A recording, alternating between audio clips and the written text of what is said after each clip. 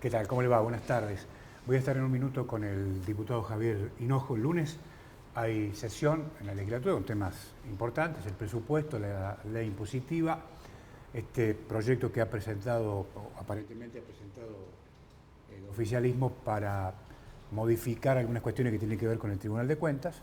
Vamos a preguntar al diputado Hinojo cómo está viendo el tema. Pero antes que nada un comentario que tiene que ver con lo que ha sido el tema de la semana, que es el ingenio de la esperanza. Me parece a mí que lo que pasó en la esperanza es la síntesis de un conjunto de vicios estructurales que componen un sistema donde se combinan la desidia, la negligencia, la corrupción, el lucro empresarial, la inoperancia, la indiferencia. Y esta sumatoria conforma una suerte, creo yo, de crimen social, si usted quiere, dentro del cual el Estado va a tener que responder. De hecho, ya tengo entendido, hay una demanda por parte del abogado de los trabajadores en este sentido. De manera que a esta altura de los hechos y de los acontecimientos, deberíamos preguntarnos si no llegó la hora de plantearse la idea de un debate en torno a la sanción de una ley de mala praxis para todos aquellos que ocupan cargos públicos y que tienen la responsabilidad de tomar decisiones muy importantes. Y este debería ser el leitmotiv, eliminar o examinar, en todo caso, eliminar dudas y examinar si la doctrina de la mala praxis debería aplicarse también a las actividades dañosas de los actos de gobierno. Estamos claros que rigen procesos penales irresueltos, inexplicables, algunos interminables, a altos exfuncionarios por sospechas de comisión de delitos. Pero también es cierto que no hay procesos civiles por indemnización de daños y perjuicios como consecuencia de la mala praxis de aquellos que ocupan u ocuparon eventualmente cargos de responsabilidad. El mal proceder, la mala acción, creo yo, deben ser condenables y reprobables. Se cometen atrocidades y hay algunos señores que siguen ahí, es decir, no tienen ninguna sanción, siguen cobrando, lo cual me parece a mí un delirio. De manera que ahora, además de tener el desafío de la lucha contra la corrupción, que es un tema que está pendiente en la Argentina, que va a implicar seguramente la incorporación de nuevas y modernas herramientas para que sea cada vez más difícil que nos roben, a eso hay que sumarle también este otro desafío, que tiene que ver con el lograr tipificar la mala praxis. Es decir, hay que terminar evitando dos cosas. Primero, que nos roben, y segundo, que nos maten. En un minuto conversamos de estos temas, entre otras cosas, con el diputado Javier Hinojo.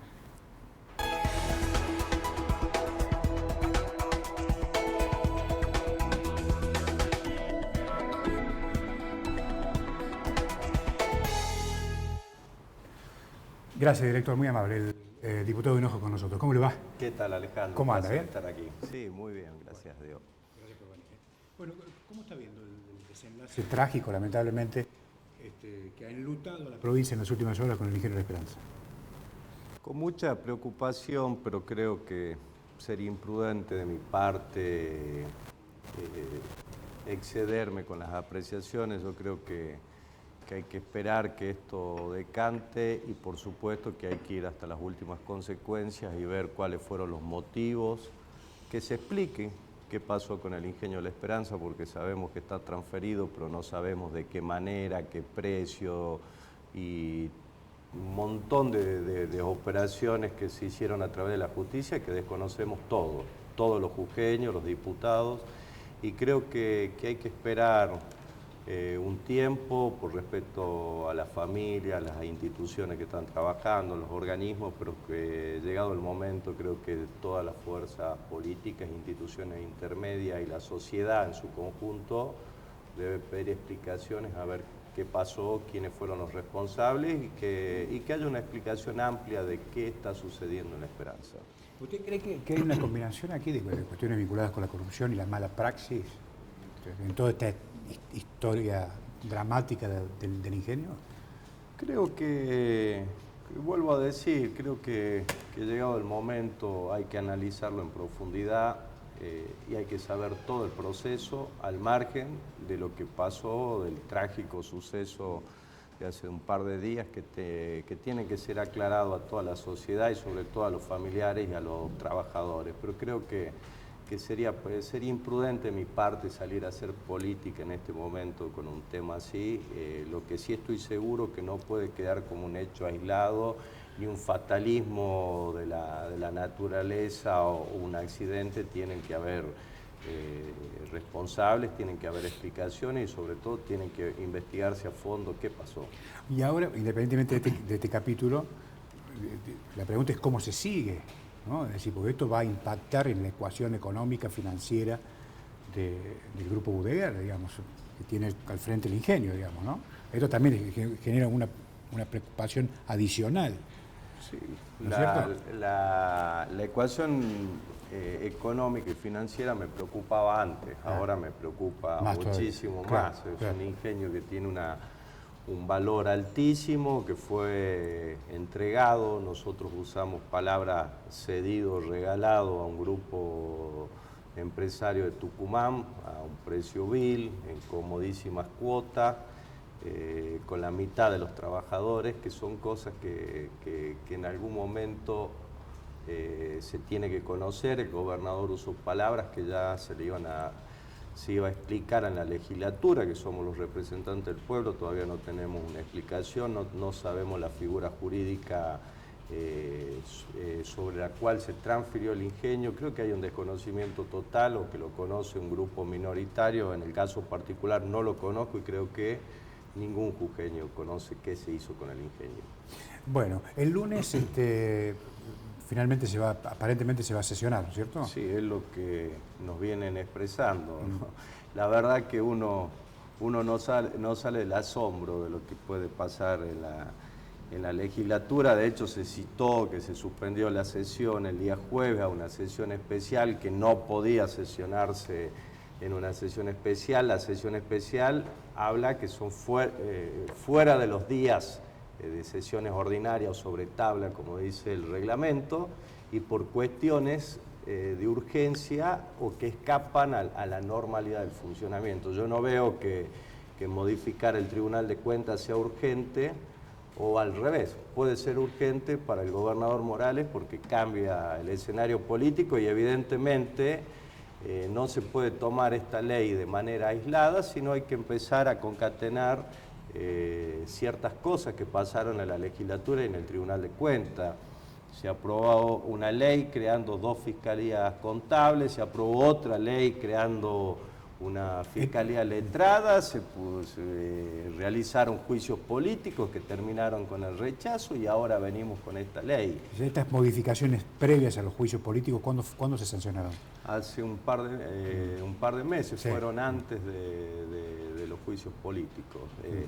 Evidentemente hay una decisión política de vaciarlo de funciones, de controlar el funcionamiento y de impedir sobre todo, porque la nueva ley que están presentando, al margen de ser totalmente inconstitucional y aberrante desde el punto de vista de lo jurídico, porque en caso de que no funcione termina actuando el fiscal de Estado cuando es un organismo autónomo, autárquico. De hecho, el 199 de la Constitución dice se deberá garantizar su autonomía funcional y financiera. Yo no creo que las cuestiones que deba resolver el Tribunal de Cuentas, si son revisables en caso de que no haya acuerdo a través del fiscal de Estado, sea autónomo. El fiscal de Estado es un ministro del Poder Ejecutivo. Creo que es una locura, y es una locura al margen de discutir la ley, creo que hay que tener una lectura política y cómo actúa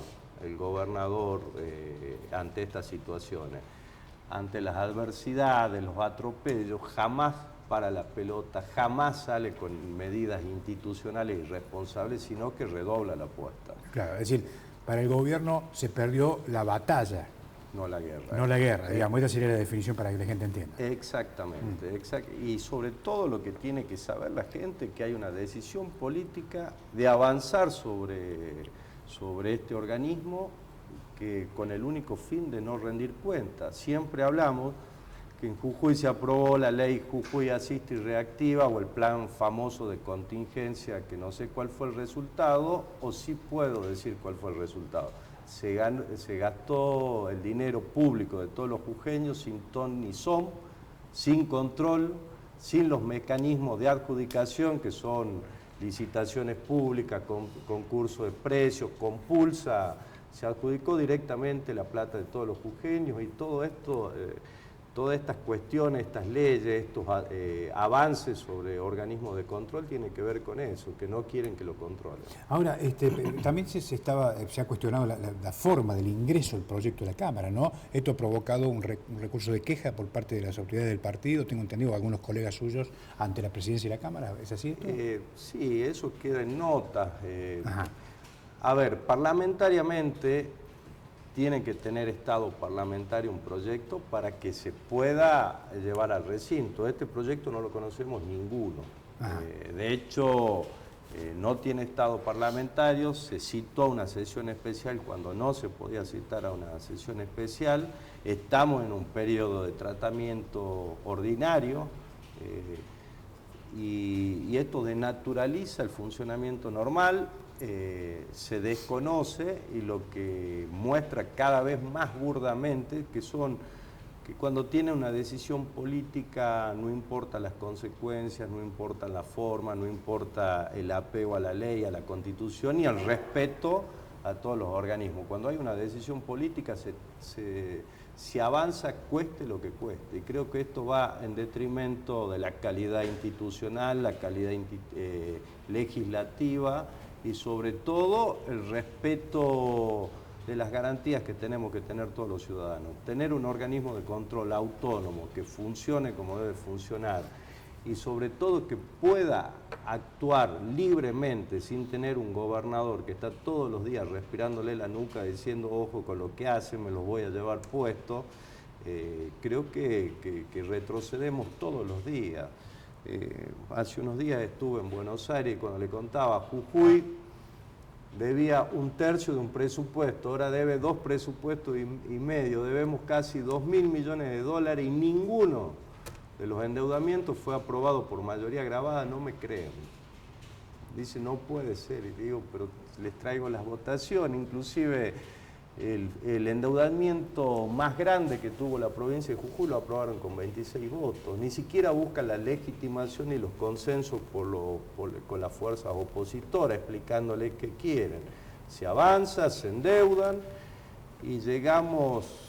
La verdad que las últimas 2 semanas las declaraciones y el nerviosismo del gobernador lo alejan cada vez más de la responsabilidad o del actuar que tiene que tener un estadista. Decir, dependo de la buena voluntad de de Alberto Fernández, creo que es un acto de irresponsabilidad total. Por supuesto que Jujuy necesita asistencia financiera de Nación. Ahora, el que multiplicó por 10 el endeudamiento de Jujuy o por 3 si lo convertimos en dólares fue Gerardo Morales.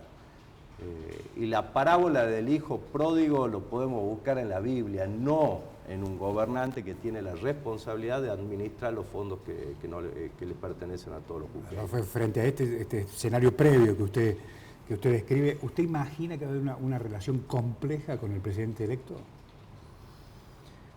No tiene que ver con el partidismo, sino con las personalidades de un gobernante, un estadista. Si una persona no actúa con responsabilidad, no llama al diálogo, trata de imponer las cosas a su manera, por supuesto que va a ser difícil con Alberto Fernández y con cualquier persona que no piense como él, porque Hoy se pone un River Boca, un peronismo, radicalismo, y yo reivindico la figura de muchos radicales que tuvieron una responsabilidad institucional en toda la historia, en Argentina y en Jujuy. No hay que achacar al peronismo o al radicalismo ciertas decisiones. Tienen que ver con los hombres. Tienen que ver con las personalidades de ciertos gobernantes. Una persona que está preocupada por las finanzas públicas no puede delegar la responsabilidad en un presidente que no asumió y que no endeudó a la provincia de Jujuy. A la provincia de Jujuy la endeudó Gerardo Morales con el acompañamiento de la legislatura y sin ninguna ley que haya tenido apego a la Constitución. Entonces, hay que hacerse responsable de los actos. Me endeudé, busco el camino correcto, no delego las responsabilidades en un gobierno nacional. Creo que eso tiene que ser clarísimo en la situación que está viviendo la provincia. Ahora, además hay un contexto, ¿no? Es decir, todo esto pasa cuando el señor Morales va a iniciar su segundo mandato, es decir, que hay 4 años de por medio todavía. Por supuesto. Es decir, no hay 4 meses, digamos que... Y yo no sé si fue el ímpetu, la irresponsabilidad, el desconocimiento, la soberbia o fue un combo explosivo en decisiones políticas que nada tuvieron que ver con la necesidad de la gente, vuelvo a decir.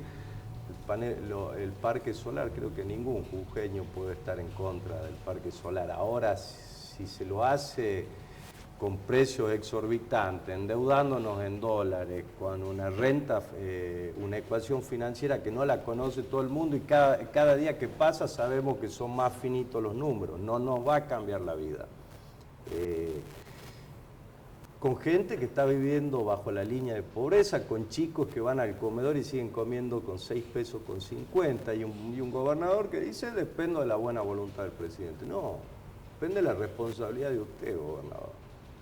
Y ante una situación que quizás escapó de las manos, la forma de salir de las crisis, y no me canso de decir, es buscando los consensos políticos en el buen sentido.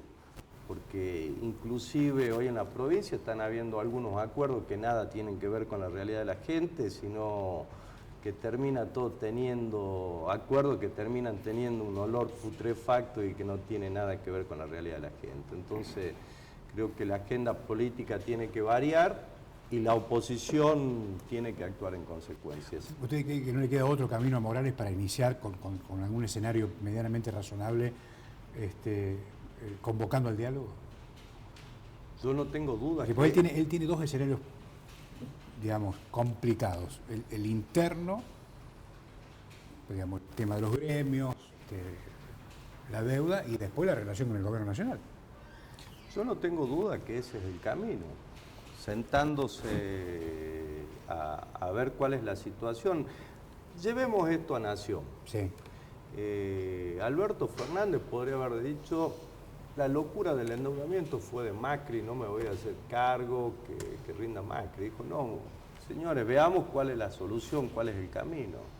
Gerardo Morales no vi ninguna actitud al respecto de decir, señores de Buenos Aires, la verdad que endeudé la provincia, que tengo un ahogo financiero, no recaudo, los jujeños están bajo la línea de pobreza, no hay trabajo y los que trabajan no llegan a fin de mes, busquemos la solución.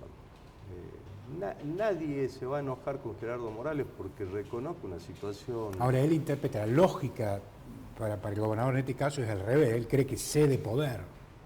Por eso sincerando la realidad, cede poder.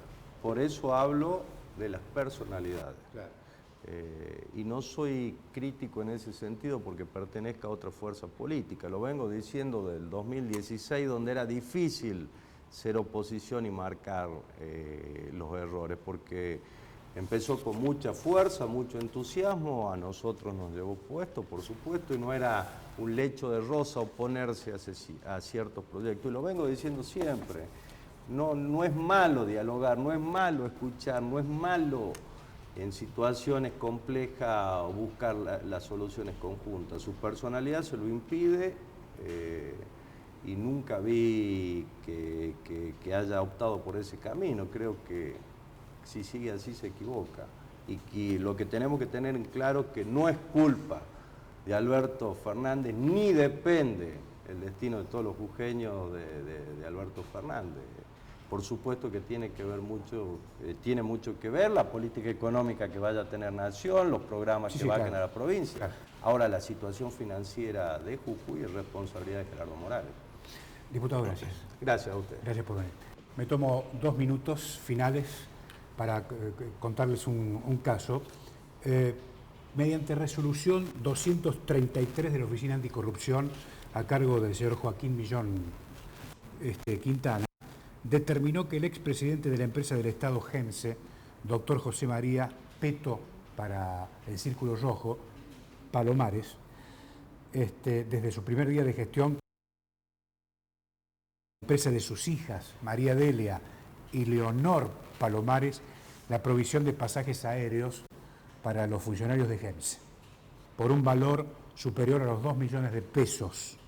Esto ocurrió durante el año 2016. María Delia y Leonor Palomares son titulares de la empresa Rumbo SRL, que explota la agencia de turismo nacional e internacional conocida como Maletur, que funciona en la calle Belgrano 1317 de nuestra capital.